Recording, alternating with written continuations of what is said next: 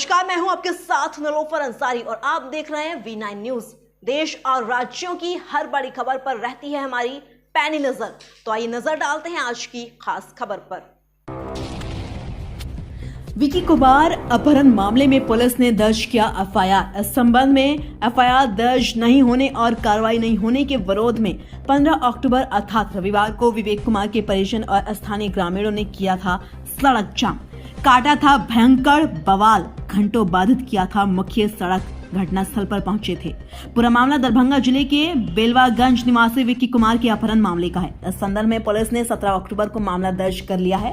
FIR के आधार पर मुख्य अभियुक्त विकास कुमार पांडे को बनाया गया है, जिसने विवेक कुमार के परिजन को फोन कर बताया कि उनका लड़का एक सप्ताह के लिए घूमने बाहर गया है और एक सप्ताह बाद घर लौट आएगा और 2 नंबर भी है दिए।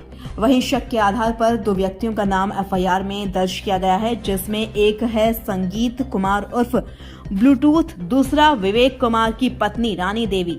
वहीं विवेक कुमार के परिजन के बयान आने के बाद संगीत कुमार उर्फ ब्लूटूथ ने मीडिया को बयान देते हुए बताया कि जिस दिन की घटना विवेक कुमार के परिजन बता रहे हैं, उससे पूर्व ही मैं यहाँ से वैष्णो देवी गया था और 14 अक्टूबर की रात्रि में यहाँ लौटा हूँ, अर्थात मेरा इससे कोई लेना देना नहीं है। यहाँ ये बात भी सही है कि मेरी पत्नी के साथ विक्की कुमार का झगड़ा हुआ था, जिसमें विक्की कुमार ने धमकी दी थी कि मेरी पत्नी को संगीत कुमार और ब्लूटूथ कहता है कि पुलिस जिस तरह से भी सहयोग मांगेगी पूरा सहयोग किया जाएगा, क्योंकि मैं निर्दोष हूँ, इस कांड से मेरा कोई लेना देना नहीं है। वहीं आपको बता दें कि एफआईआर के आधार पर सबसे पहले विकास कुमार पांडे का नाम दिया गया है, जिसने अपहरण करते हुए विवेक कुमार के परिजन को फोन किया था। दरभंगा से नीरज कुमार रॉय की रिपोर्ट। जाम का लाइव नहीं करेंगे, रोड जाम। सबसे पहले आप क्या नाम हुआ? संगीत कुमार। घर कहाँ है आपका?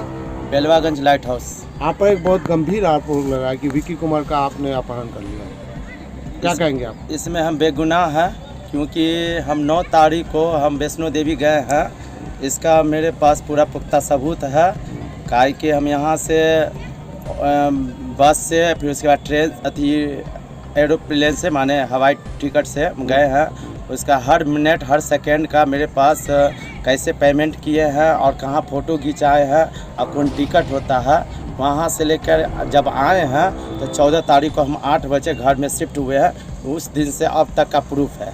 रही बात एक बात और हम पर उछल रही है, सुनने में आया है कि मेरे आँख में जो दागी जो है साइड से, पहले हम चश्मा नहीं लगाते थे, लेकिन हम डॉक्टर से हम बता सकते हैं। डॉक्टर हमसे दिखाएं फरीदिया हॉस्पिटल में, वो डॉक्टर बोला कि आपका आँख की रोशनी शुरू से ही कमज़ोर है, चश्मा लगाना पड़ेगा, तो चश्मा लगाए हैं। और 8 तारीख को 8 बजे सारा मोहल्ला का आदमी देखा था। सुबह या शाम? शाम को, रात को 8 बजे रात को पूरा मोहल्ला समाज और उस लड़का सब भी देखा था। हमको और एक लड़का को पकड़ के ले गई थी प्रशासन, और प्रशासन से हम डिस्कस कर लिए थे, जो एक्साइज विभाग के हैं, जिसका नाम मोहन जी नाम है, उससे हम डिस्कस किए थे। जो हमको मारे थे ना आँख में, जो हमको चोट लगा था, और वहाँ जाके हमारी जांच किया गया तो फिर छोड़ दिया गया, बेगुनाह साबित हुए। और फिर रात में हम 10 बजे 11 बजे के आसपास हम ऑनलाइन दवा खरीदे हैं DMCH के पास, उसका रिसीविंग प्रूफ मेरे पास है। और रहा सवाल एक बात और उठ रहा है कि 14 तारीख को हम 8 बजे तो आए हैं रात में। 15 तारीख को कुछ लड़का सब, वहाँ का लड़का हमको सैदनगर में देखा, जो उसको सवाल उठने लगा कि वहाँ सैदनगर में क्या कर रहा था। तो बात ये था कि 15 तारीख को कलस्थापन था, तब 15 तारीख को कलस्थापन था। हम 14 तारीख को रात में आए, तो रात में थोड़ी मार्केटिंग करेंगे, आप तो सवेर में मार्केटिंग करेंगे। तो उस दिन हम निकले थे, तस्वीर, फल, फूल, सब्जी, हाँ कुछ सब्जी भी लिए थे। और फिर वहाँ हम गोईठा लाने गए। हम सब में हिंदू धर्म में गोईठा लेके वहाँ पर हवन होता है कुछ, तो गोईठा का डिमांड हुआ था। तो कोई लोग बोला था कि वहाँ से सैदनगर उधर एकमी तरफ मिलता है, तो उधर गए ना, तो पूछताछ करते करते एक जगह चाय भी पिए, जिसका चश्मे गवाह है वो दुकानदार, उससे गवाह भी हम दिलवा देंगे। चाय भी पिए थे, उससे पूछबो किए थे, तो वो हमको बताया वहाँ आगे चल के आपको गोईठा मिलेगा। और फिर हम वहाँ गोईठा भी खरीदे हैं, उसका भी गवाही है। तो गोईठा सब लिए हैं, तो ऑनलाइन नहीं लिए, चाहे नहीं लिए, लेकिन हर बार सामान सब जो खरीदे हैं रास्ता में, तस्वीर हो या फल सब्जी जो भी है, फल उल मिठाई सब ऑनलाइन खरीदे, उसका रिसीविंग उस दिन का उस समय का मेरे पास प्रूफ है। तो कुछ लड़का सब हमसे देख लिया, तो हमसे पूछा डिस्कस तो नहीं किया, खाली पूछा कि आँख में चोट क्या है, तो हम ये सब बात बताएं कैसे से बात हुआ था उसको हम सब, और बताया कि यहाँ क्यों क्या करने आए थे, तो हम बोले यहाँ चाय पिए हैं, और कुछ आदमी जान पहचान का मिल गया था कस्टमर से, तो बोला कहाँ थे, तो वही बोले कि यहाँ थे और सब मार्केटिंग करने आए थे, बस इतना बात हुआ था। लेकिन उस लड़का सब जब बाद में वहाँ गया, रोड जो जाम किया उससे पहले, तो सब क्या करना फिर उसको लगा कि हम यहाँ पर आए थे किसी साजिश से, किसी को पैसा 5 लाख रुपया देने आए थे, कोई बुलाए, तो ये सब हमको इल्ज़ाम थोप रहा है, ऐसी कोई बात नहीं है। कहाँ थे जब विक्की का किडनैपिंग हुआ, तो उस दिन के बाद से आप कहाँ थे? गायब थे, आप शहर में नहीं थे? हाँ, तो हम उस दिन से हम क्या कहता है वैष्णो देवी कटरा में थे, उसके बाद हम फिर रिटर्न हुए, रेल से रिटर्न हुए हैं, तो फिर हम क्या कहता है लुधियाना पहुँचे हैं। लुधियाना पहुँचे तो लुधियाना में एक बड़ा मंदिर है, क्या कहता है कृष्णा मंदिर है, वहाँ घूमे हैं। फिर लुधियाना में एगो सिख ईसाई का एगो गोल्डन टेम्पल है, वहाँ घूमे हैं, और वहाँ का प्रूफ है हम 100 रुपया वहाँ डोनेशन किए लंगर में, वो भी है। और 51 रुपया का जो हम प्रसाद भी खरीदे हैं, तो उसका तो रिसीविंग नहीं है, लेकिन इसका रिसीविंग है मेरे पास जो खरीदे हैं। और वहाँ जो गए हैं वहाँ कैमरा वैमरा सब लेस कैमरा है, वहाँ प्रूफ है। और 3 आदमी से गए थे, घर से जो हम निकले थे, हमारे घर से 3 आदमी निकला था, माने एक हम, एक हमारी पत्नी और मोहल्ला का एक सदस्य है जिसका नाम रोहित कुमार ठाकुर है, जिसके पिताजी का नाम ध्रुव ठाकुर है, वो चश्मदीद घबा उसका परिवार।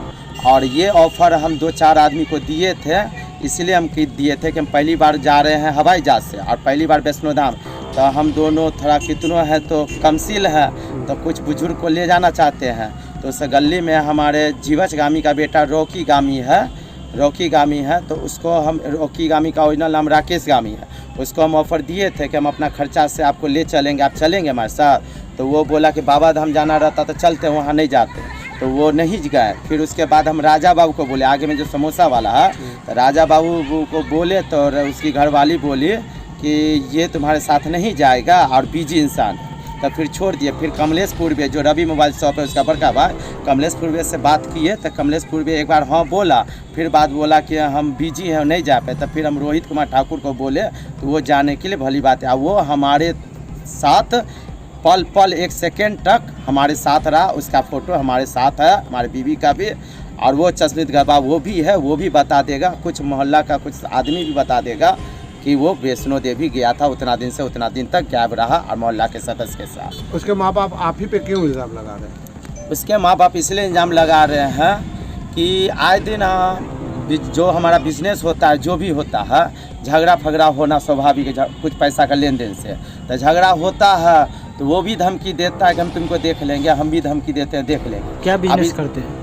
बिजनेस हमारा गैस का बिजनेस होता है। तो उसमें क्या मतलब उसको वो आता रहता है झूठ पूछ का, जैसे हम सिगरेट ठंडा सब बेचते हैं, पानी उनी बेचते हैं, तो कभी उधार पुधार गैस से भराता था पहले, उधार पुधार, और वो हमको झूठ पूछ के फंसाता रहता, उधारी पुधारी मांगता रहता, हम नहीं देते, तो बोलता उधारी पुधारी नहीं दोगे तो तुमको कोई किसी केस में फंसा देंगे, ये धमकी उमकी देता रहता है, दुकान बंद करा देंगे, गोली चला देंगे, ये अगड़ा बेगड़ा धमकी सब देता रहता है।